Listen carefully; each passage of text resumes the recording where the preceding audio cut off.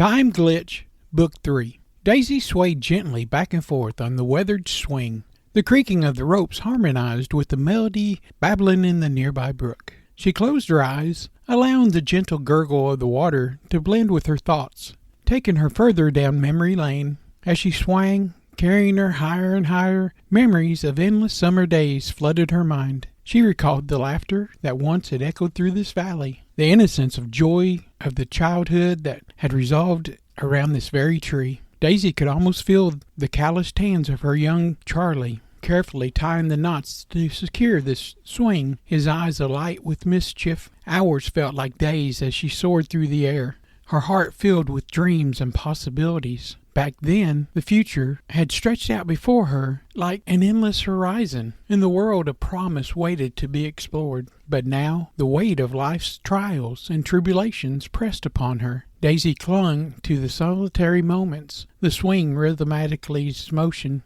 became a bittersweet lullaby, soothing her weary soul. She opened her eyes, blinking back tears, and whispered to the wind, "I miss you, Charlie." Her gaze wandered into the distant field where Charlie toiled along his paw. Her heart ached for his presence. Yet, amidst the memories and the yearning, a new overwhelming concern had crept into her heart. Her period hadn't came in months, and her body was changing. Daisy knew what that meant. In ordinary circumstances, it would be a time of joy. A woman just knows. Something inside is different. But now, the money troubles looming over their head, she couldn't help but wonder how she would share this news with Charlie. How would they even manage? The burden of their financial situation weighed heavily on her, casting a shadow over what should have been a joyful revelation. She would tell him tonight, and then they would work together on a plan. Plans don't work, do they? Yes, they do need a plan, because all the cash that Uncle Morton had given them when they left Michigan had been used up. Building the house on the family farm took more money than what they had borrowed from the bank. Charlie and Paul had went back to the bank to get more money, and the bank refused to loan anymore. They looked down their noses at them, and Charlie remembered that he really doesn't like them at all. The Paxton Savings and Loan was even pressuring them to repay the loan they'd gave before. On the farm, it was one repair or broken item after another, and it seems all the money that they made was used to fix the farm back up because they needed equipment. Times had been hard before, but it seems that this year it was worse than ever. That is the reason that she dreaded to tell Charlie about this coming baby. She didn't want to add extra stress to Charlie and his family. And as much as her parents would try to help, they're barely getting by on a preacher's salary. Maybe she could go into town and find a job before the baby comes. She remembers swinging to be a lot more fun before she had to be a grown-up. Daisy begrudgingly got off the swing and made her way back into the house. Now, it was a nice house, and though it was small, it was theirs, and it was perfect for them, and with this new addition, it really wouldn't overcrowd them. Guess she would tidy up a bit before Charlie got home and finish supper. Soon she would hear Charlie's boots on the porch, a mixture of joy and love and a tad of dread. He burst through the door and greeted her with half hugs and a full kiss. Those moments takes her breath away, and she loves him even more. After he is satisfied that he has properly greeted his wife, he said, "Come on, we will head up to Mom's and join the guys on the porch for some playing and singing." As much as she enjoyed them trying to teach her how to play the banjo, she couldn't get what was on her head to match her fingers. As he held her hand and headed back out the door, she pulled back. Being caught off guard by this, he spins to see a serious and teary-eyed Daisy looking right at him. This broke him. He never wanted to see her upset. He wanted to know that one of his brothers might have thrown rocks at her again. Was she upset that he came in with dirty boots? He knew how to take them off at the door. She mustered the strength and came right out with it. "Charlie Wilson, we're going to have a baby." This was great news, and just wow! He was so speechless. For a full minute, Charlie fell down at her waist with a hug and was full-blown crying and tears of joy. He held on to her as he began to cry tears of real joy. "Daisy Wilson, you have made me the happiest man on earth." Forgetting about Mom, Pa's, that can wait. Today was a great day. Charlie and Daisy sat on their own front porch. They couldn't believe it, and hundreds of questions. Daisy was answering all his questions with patience and grace. As always, there was one, and there was the same as always. They were as one. and there was the same magical feeling right then and there. Tomorrow they would tell the family, both his and hers, about the coming new one. Was it a boy or a girl? Well, it didn't matter, as long as it was healthy and a boy. I guess they needed to have the right names picked out too, just in case it was either. Charlie had been around babies like when his brothers were born, and Daisy had helped out in the nursery at the church for years. Charlie choked back the fear about how much a child added to their needs, the doctor appointments, and buying things that the baby would need. Their excitement was tempered by the looming cost of medical care for Daisy and the upcoming birth of their child. As they visited the local doctor for prenatal checkups, they received a sobering news that the hospital bills would be substantial. Charlie's family had always been hard-working farmers, but the financial strain of the medical bills was now proven to be more than they could handle. Daisy's family, despite the initial support, began to express concerns about the young couple's ability to provide for the child. As the due date grew closer, the strain of their relationship became evident. Daisy's father, the local pastor, felt an increased sense of responsibility for his daughter's future. He reminded Daisy and Charlie of the importance of financial stability and their duty as parents. Charlie's parents, being loving and supportive, also struggled to come up with the necessary funds. The pressure mounted as the hospital bills continued to grow, and the couple realized that they were running out of options.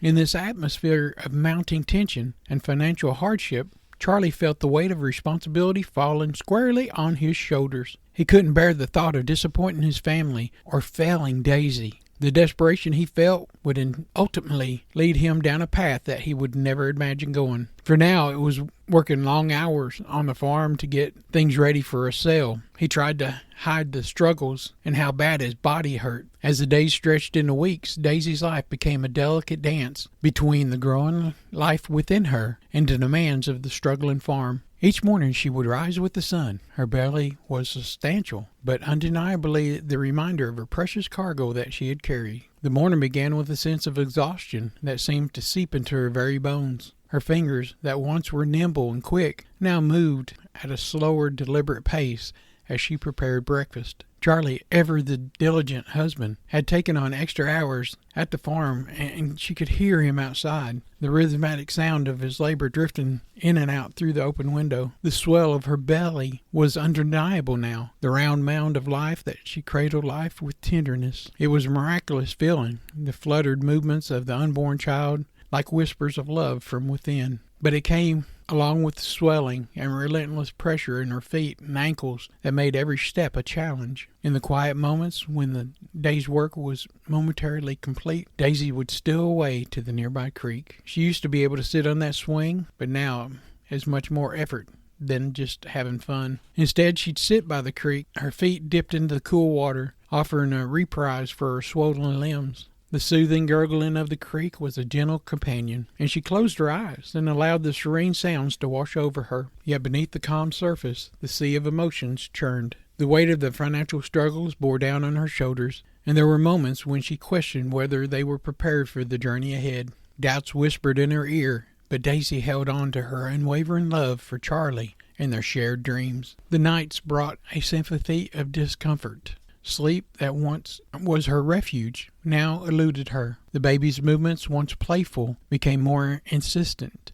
causing restless nights of shifting positions and endless trips to the outhouse. Charlie would often wake to find her sitting by the window, her hands resting on her belly, glazing out into the starlit night. Daisy knew that despite all the challenges, the miracle of life growing inside her was a blessing. And as she navigated the physical and emotional changes that came with pregnancy, she held on to the hope that their love, their dreams, and their determination would see them through.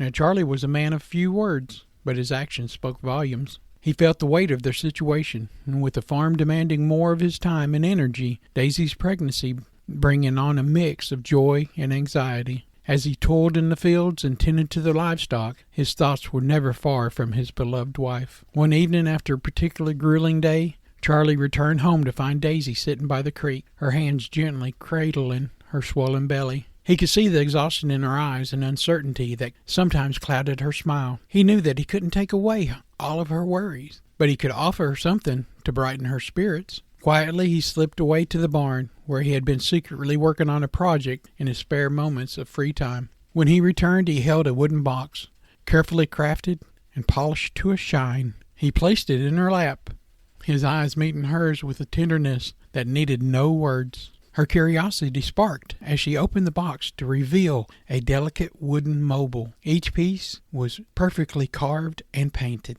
Suspended on top was a family farm animals like a cow, a sheep, pig, horse, and of course a tree, all gently swaying in the breeze. Charlie watched as her eyes widened with delight. "It's our farm," he whispered, his voice filling with emotion. "Our dreams, Daisy, in the form of these little animals. They'll hang above our baby's crib as a reminder of life that we're building together." Tears welled in Daisy's eyes as she reached out and touched the mobile, her fingers tracing every detail. She loved this man, and he loved her. Their baby will grow up and know love. In that moment, she felt the depths of Charlie's love and unwavering commitment to their growing family. As the days passed, the mobile hung above the crib that they had prepared in the corner of their small, cozy bedroom. It serves as a daily reminder of their shared dreams and of the life that they were creating together, and of Charlie's enduring love for Daisy and their unborn child. Charlie's unexpected gesture had bridged the gap between their worries and their dreams, offering Daisy an entangling symbol of hope and love during the time of uncertainty. It was a testimony of strength of their bond and the promise of the future that they were building together, one carved with love, hope, and a touch of expectant beauty. The day had arrived, and the day that they'd both been eagerly anticipating and nervously preparing for. The day their baby would be making their grand entrance into the world. Daisy had felt the first contractions early in the morning as the sun began to peek over the horizon, and intensely her contractions increased. She gently shook Charlie awake as his sleepy fogged eyes met hers. She whispered, "It's time, Charlie." Panic gripped Charlie's heart like a vice. His heart raced and his hands trembled as he rushed around the room gathering the bag that they had packed for the hospital, trying to remember all things that he had learned from his parents. He felt utterly unprepared for what was about to happen. "Daisy, are you okay? What do we do first? Should we call the doctor? What if we forget something?" Charlie's questions tumbled out like a frantic stream. Daisy, however, remained remarkably calm despite the increasing pain of her contractions. She managed to reassure Charlie with a smile and took some deep breaths. "Charlie, it's going to be all right. Just help me get dressed, and we'll call the doctor. We got this." As Charlie helped Daisy into her carefully prepared hospital gown, her serene composure began to have a calming effect on him. He felt his racing heart start to steady as he focused more on helping her. Together, with the bag of essentials in hand, they made their way to the car. During the car ride to the hospital, Daisy's contractions intensified, and she continued to breathe through them calmly. As the relaxation techniques that they had practiced worked, Charlie gripped the steering wheel tightly, his knuckles turning white. He glanced at Daisy, who was now in throes of particularly strong contractions, but she met his gaze with a reassuring smile between breaths. Once they arrived at the hospital, the medical staff took over, guiding them to the delivery room. Daisy's calm demeanor never wavered as she followed their instructions, and Charlie began to find solace in her strength. As labor progressed, Charlie held Daisy's hand, offering words of encouragement, but it was Daisy who remained a pillar of strength. Her breathing, her resolve, and her unwavering determination, all of it anchored Charlie, reminding him that they were in this together, facing the challenge of parenthood hand in hand. In the delivery room, Daisy's pain was evident. She maintained her composure, breathing through each contraction with grace. The medical staff worked efficiently to assist her, ensuring that everything was proceeding as smoothly as possible.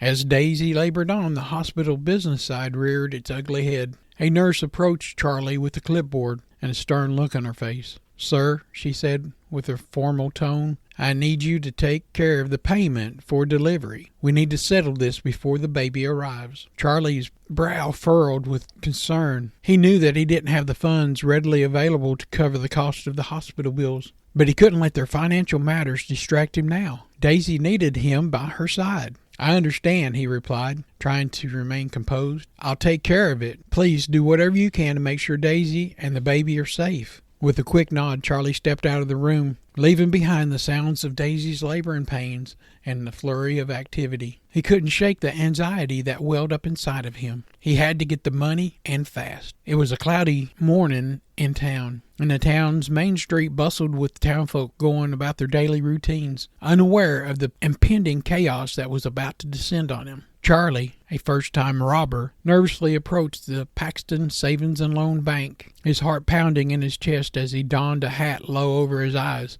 and pulled a handkerchief tightly across his face to obscure his features. Entering the bank, Charlie tried to maintain the air of confidence, though his trembling hands betrayed his anxiety. As he approached the bank teller, who looked up from her ledger with a curious but friendly smile that quickly turned to fear as she saw the handkerchief-clad intruder, Charlie slid the note across the counter. A message scrawled hastily on a piece of paper demanding cash and warning against any attempt to sound alarms. Emily's eyes widened as she read the note, her breath catching in her throat. She nodded, too frightened to speak, signaled a compliance. Behind the counter, Emily's hands shook as she filled Charlie's crude pillowcase with stacks of cash from the cash drawer, moving quickly as her trembling fingers would allow. Behind her was a stack of cash that was just sitting there, and Charlie told her to put that in there too. He didn't know that this money had just arrived from another bank to be held until it could be transferred to a larger bank. Charlie didn't care, though.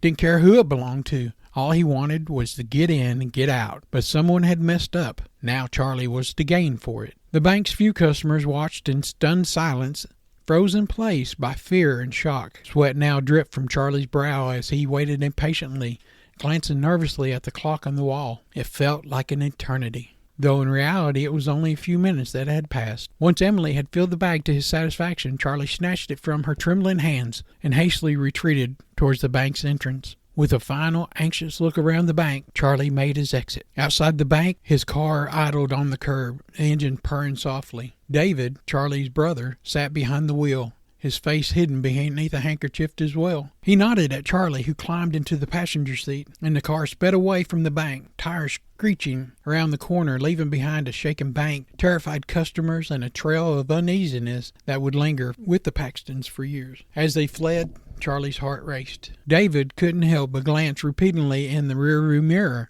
Fear hit him as he seen flashing police lights pursuing them. This impulsive act, driven by desperation and desire to provide for his family, had set in motion of a chain of events that would forever change the course of his life and the lives of those that he loved. The events of that fateful day took an even more perilous turn as the police began their pursuit of the getaway car. Charlie was sitting in the back seat, his hands still gripping the bag of the ill-gotten cash. Glancing back, he saw the red flashing and blue lights of the police car that was rapidly closing in. Fear surged through him. Desperation clouded his judgment. He knew that they had to evade capture at all costs for his family's sake. Charlie reached into his coat pocket, retrieving a small revolver. With trembling hands, he leaned out of the car, aiming it at the pursuing police car. Firing a hail of bullets, the deafening crack of gunfire pierced the air. The pursuing police officers ducked behind their windshields and returned fire as the chase continued down the winding streets. Panic engulfed the scene of bystanders scattering for cover. In the midst of this chaotic exchange, a police bullet hit its mark. Charlie was struck in the lower back, and a searing pain ripped through his body. He cried out in agony, slumping in the back seat as blood began to stain his shirt.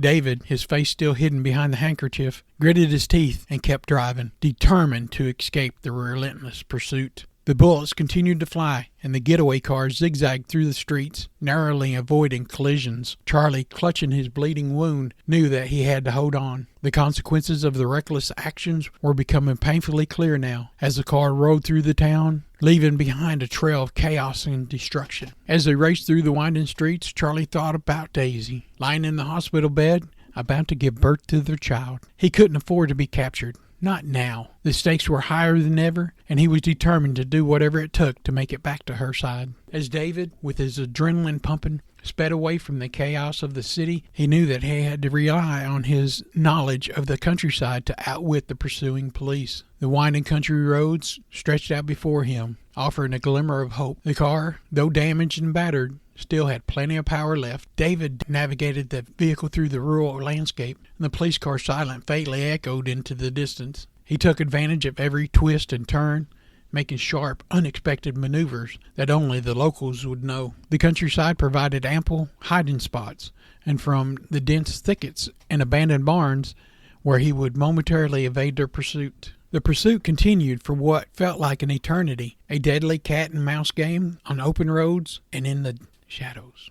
David's heart raced as he contemplated the dire consequences that would happen if they got caught, both for himself and his wounded brother. Through sheer determination and knowledge of the area, David had managed to stay one step ahead of the police. Hours passed and the pursuit gradually waned. Sirens grew distant, and the flashing lights of the police cars faded into the night. Finally, David pulled the car into a secluded spot deep in the heart of the countryside. He turned off the engine and took a moment to catch his breath. The tension of the chase slowly dissipated. David knew that they couldn't stay hidden forever, but for now they had escaped immediate threat. His brother was wounded and needed medical attention. He needed to find a safe place to regroup and figure out their next move. Meanwhile, back at the hospital, things were chaotic. Inside the bustling delivery room, the medical staff worked tirelessly to ensure the safety of the newborn baby girl. The cries of the healthy infant filled the air, a stark contrast to the tension and the urgency that surrounded Daisy's condition. Daisy laid on the delivery bed, her face pale and drawn. As she slipped in and out of consciousness, you could hear her say his name, Charlie. The medical team moved with precision and speed, trying to stem the hemorrhages that happened and to save her life. The room was a whirlwind of activity, and the nurses passed instruments, and the doctor gave orders, and the anesthesiologist closely monitored Daisy's vital signs. Daisy's parents sat anxiously in the waiting room, their faces etched with worry.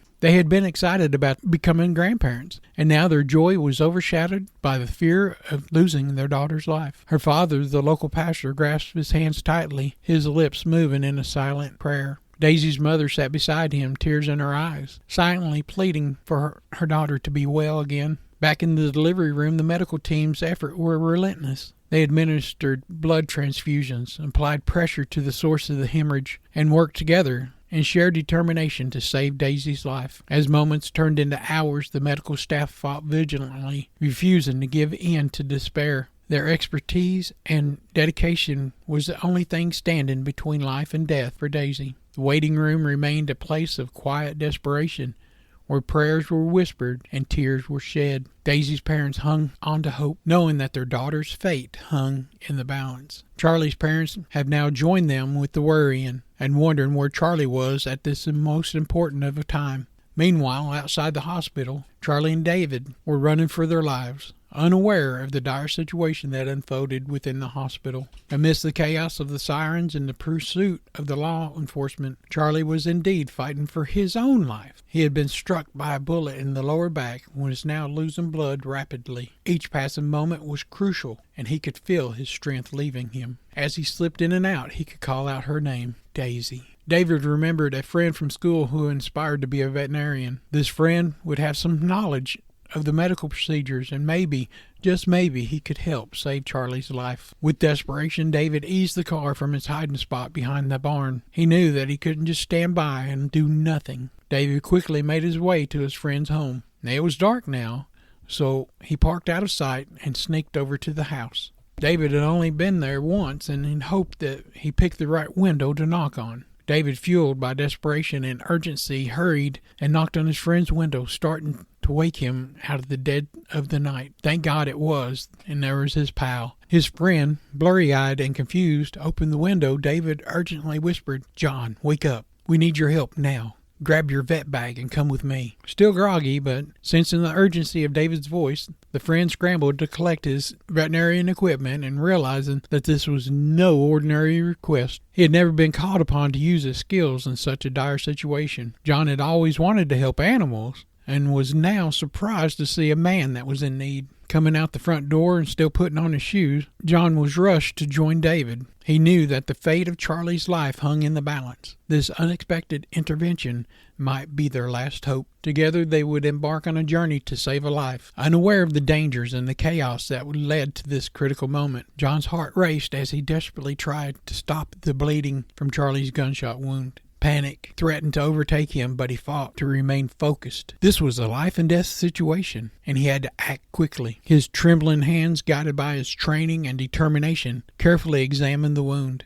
It was a gunshot, and just as he had feared. He had questions that raced through his mind, like, how did this happen? What have these boys gotten into to be shot like that? And how come they came to him instead of coming to a hospital. It must have been something illegal. For now, though, the priority was clear. Stop the bleeding, find the source, and do everything possible to save this guy's life. John was about to put his training to the test in the way that he had never imagined, hoping that he could rise to the occasion and make the difference in the midst of this chaotic and dangerous situation. He finally stepped back in, and it hit him all at once, and he knew what he needed to do to stop the bleeding. Smiling at himself and a little pride in his work, John had done all that he could do to stable Charlie and make his condition a little bit better than it was before. The bullet was still lodged deep inside, but they couldn't risk drawing any more attention. David's plea for secrecy was met with a solemn nod, and John watched as the two brothers left. In the dead of night, they returned to the farm, where David helped Charlie into his house without anybody noticing. They were on their own now, no medical professions to turn to for help. This was a grim situation, and they had to keep their heads low and pray for Charlie's recovery. As David parked the car in the family barn and covered it with a tarp, he couldn't shake the feeling that their lives had taken a traumatic turn. The bank robbery, the gunshot wound, and now the desperate attempt to save Charlie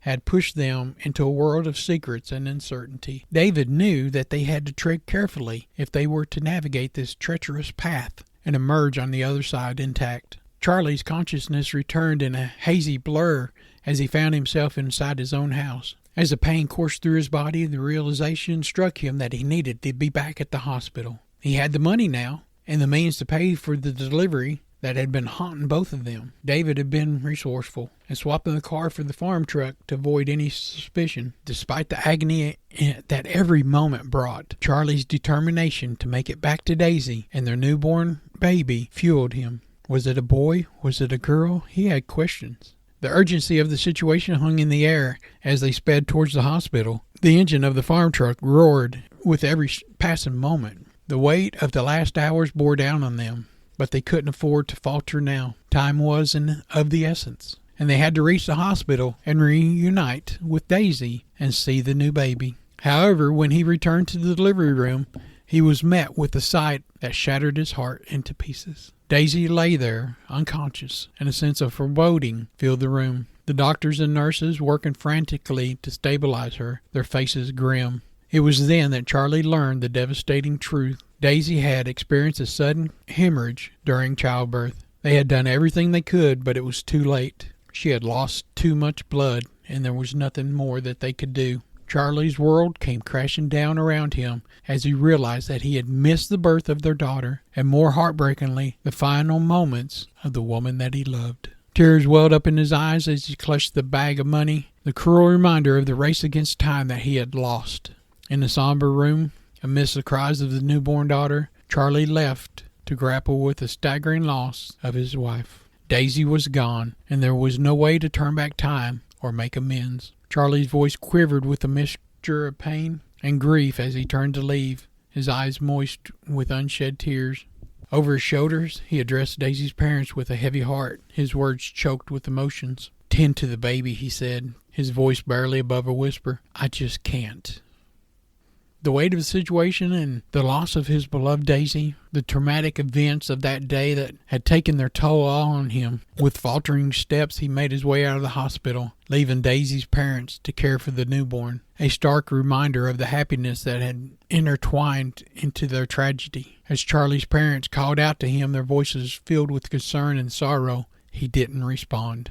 He simply continued his somber path. His steps were heavy with the weight of the world until he reached his now empty home. The silence within the walls echoed the void that had been left in his heart, a stark contrast to the joy that once filled this home. Inside he was met with the memories of Daisy, the love that they had shared and the dreams that were woven together. Now those dreams lay shattered. The house felt like a cavern of emptiness. Charlie sank back into a chair, tears finally flowing freely as he grappled with the immense loss that he had just suffered, forgetting about the pain in his back and all the walking that caused it to start to bleed again. Shut up and shutting everyone out, he looks over at the blood-spattered pillowcase. Some of the money had fell onto the floor with a mix of blood and bullet holes. "I don't need you anymore. You were the reason that I wasn't there for Daisy when she needed me the most." He had to get that stolen money out of his sight. In the dim light of his home, Charlie examined the blood-spattered pillowcase and the wads of money that had tumbled out into the floor. Some of the cash had blood on it, and others had both blood and bullets. Anger and grief swirled within him. He couldn't help but resent the cash for being the catalyst that kept him away from Daisy when she needed him the most. The very sight of it seemed tainted by the tragedy that had unfolded. Determined to rid himself of this reminder of his darkest day, Charlie carefully gathered the money that was on the floor and put it back into the pillowcase. He clutched the bundle and headed outside. Underneath the cover of darkness, he made his way to their tree, a place that had once held promise of their undying love. In the darkness, he could have sworn to see Daisy in that swing and the tree shimmer in the moonlight. With a heavy heart, Charlie began to dig a hole beneath the tree and its comforting branches. As he buried the money, he whispered a solemn goodbye to his ill-fated attempt to secure a future for his family, all the while knowing that no amount of wealth could ever replace what he had lost that day. Retreating back to the house, he shut the door in the world outside. Charlie sat in that dim-lit room. His emotions turbulently stormed that raged within him. He had isolated himself from the world, walls closing in around him as grief and guilt threatened to consume his whole body. The house that was once filled with warmth that Daisy presented now felt empty and haunting. Outside his door, the voices of concerned family members persistently knocked. Their words were muffled, but their love and worry were unmistakable. They called out his name, asking him to open up, to let them in, and to share in his burden. Internally, Charlie fought a battle between the desire to remain hidden and the growing pain of the bullet wound in his lower back. He clenched his fist, his knuckles white with the strain of his inner turmoil. Among the voices outside, David's voice was the most persistent. He was pleading with Charlie, trying to reassure him that they only wanted to help, to offer solace in the face of their shared loss. Charlie knew that David had been his only help before, and he loved David. David's words were sincere, filled with love that a brother who had been through the same kind of storm with him. And then, as if to answer David's entrails, the new voice joined the chorus outside. It was a softer, yet it carried the air of authority and compassion. It was the voice of that young veterinarian, John, who had come to Charlie's aid before. He had brought his medical bag and a silent testament to his willingness to help. David's voice continued to be gentle, yet persistent. He spoke about the vet's intentions, emphasizing on his visit that it was just about the wound, but if he needed to, he would talk about the darkness that enveloped him. Reluctantly, Charlie made a decision. The pain from his wound was like 50 animals all tearing at him at one spot. With trembling hands, he unlocked the door but didn't open it entirely. With a small gesture, but a signal of his willingness to accept, even when he wasn't ready to face the outside world yet, the vet, John, accompanied David, entered Charlie's room cautiously. They respected his space, understanding the fragile parts of his emotional state. John's eyes were filled with empathy as he began to access Charlie's wound. Charlie winced as the vet's gentle touch probed the wound. The physical pain mirrored the emotional anguish that had resided in his heart. It was as if the wound had become a symbol representing the turmoil that was within. David kept a watchful eye on Charlie, standing by his side without saying a word. He knew that this moment wasn't about the wound care. It was about the opportunity for Charlie to open up, to share his burden. You take care of family, and David was doing his best that he could do to help Charlie. As John continued his work, Charlie's words were few and hesitant. He acknowledged the pain, and his voice a mere whisper in a solemn room. Charlie wasn't ready yet to pour out his heart, but this small acknowledgement was a step, a flicker of hope in the shadows. The vet's presence became a symbol of care, and a reminder that Charlie didn't have to carry the weight alone.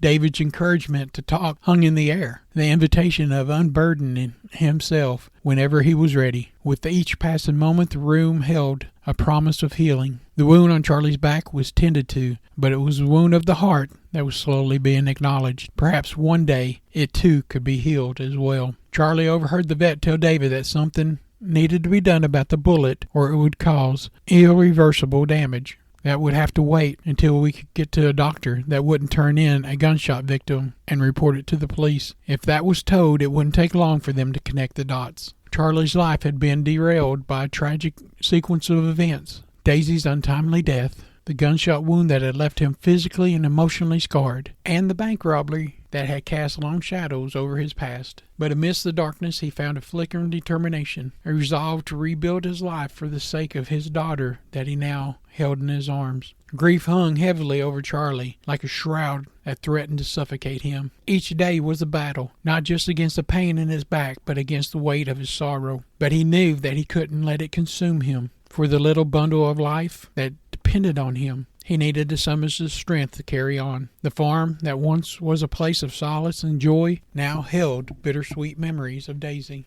He walked through the fields that she had walked, and he could almost hear her laughter in the rustling leaves of the trees. It was both a comfort and a torment. As he gazed down at his daughter, he saw Daisy's eyes staring back at him. In those memories, he found the strength to continue, knowing that the part of her still lives within this child. He would honor Daisy's memory by being the best father that he could be. Charlie knew that to provide for his daughter, he had to find work and stability.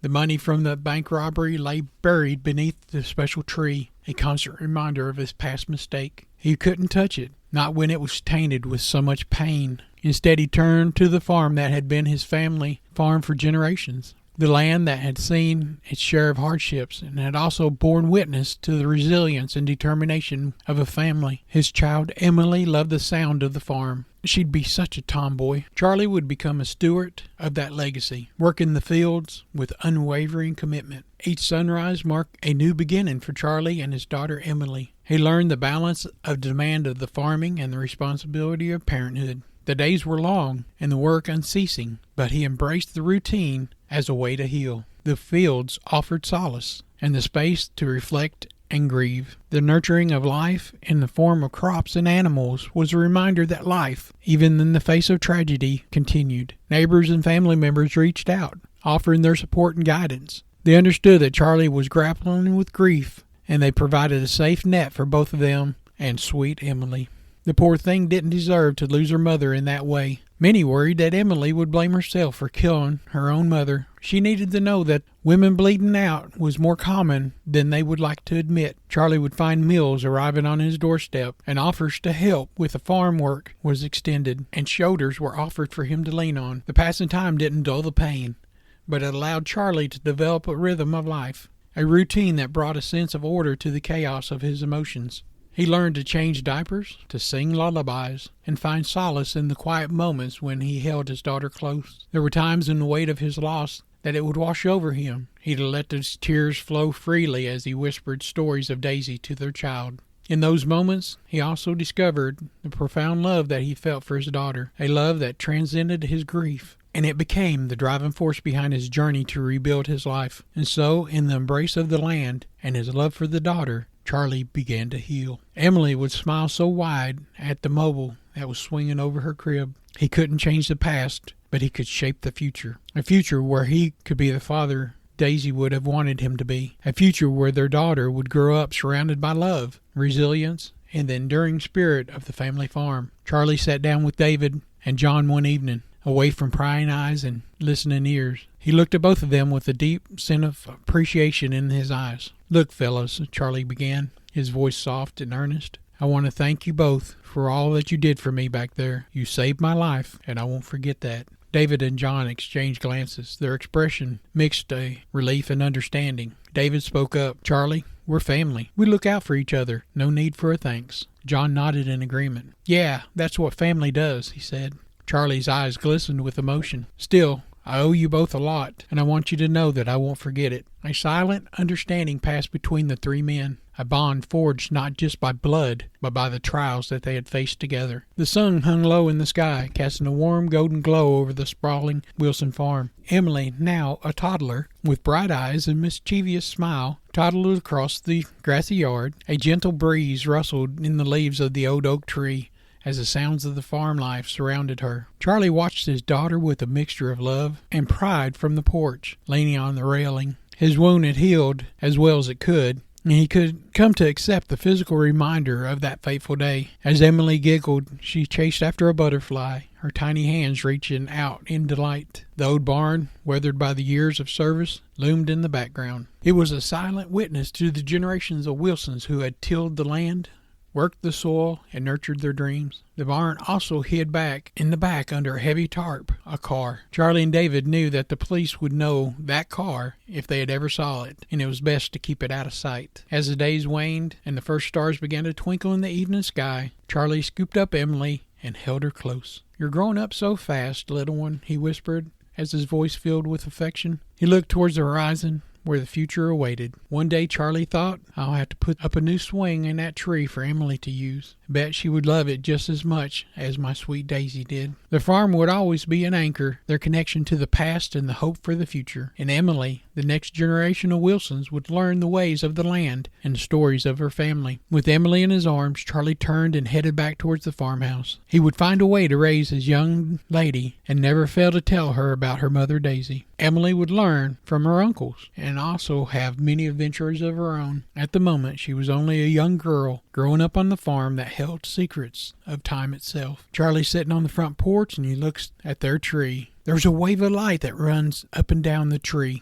His gaze eventually settling on that mystic oak tree that had stood there for generations. Their tree. Its branches swayed gently in the breeze, and its leaves rustled with the wind of countless memories. As he watched, a particular sensation rushed over him and tingled up and down his spine. It was as if the air around him held a secret, a hidden promise. Charlie's eyes narrowed as he fixed his gaze on their tree. Then, as if a response to his curiosity, a wave of light, soft and shimmering, otherworldly, cascaded up and down the length of that tree's trunk. It danced amongst the leaves. It danced on the leaves, casting a spectral glow that he couldn't explain.